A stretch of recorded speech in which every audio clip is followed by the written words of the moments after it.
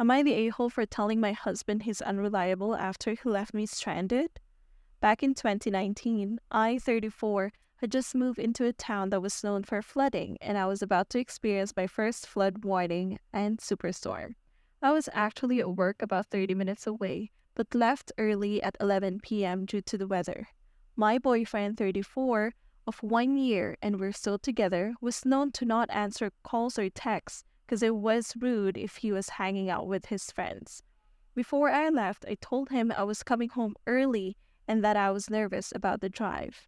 I asked him to please turn on his sounds while at the bar since I was worried. He refused, telling me I was controlling because he was out, so I asked him to keep the phone face up and on vibrate so he could feel or see the calls, and he agreed. The storm was insane. I could barely see in front of me and the cars had their hazards on. Then, an 18-wheeler starts to lose control and they come barreling towards me, so I swerved and drive full speed into the grass onto the side of the highway. Thankfully, the 18-wheeler was able to avoid hitting me, but the driver didn't stop to check on me and make sure I was okay.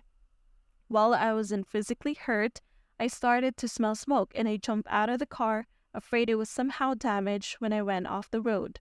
I grabbed my phone and jacket from the car to call my boyfriend, who was 15 minutes away, to come and look at the car and make sure it was safe to drive.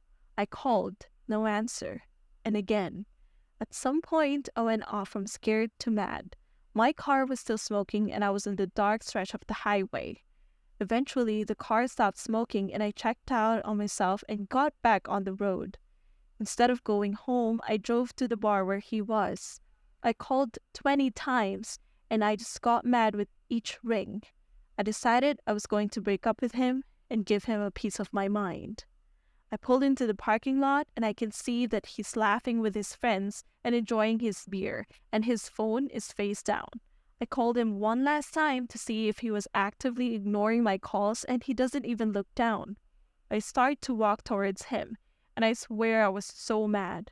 At some point, he looks up to me and saw me walking towards him with a look that could cut.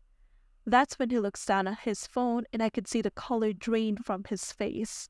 At that point, I didn't care if I embarrassed him, so I apologized to his friends for the interruption, but I have to drag him to the back of the outdoor bar to chew him out.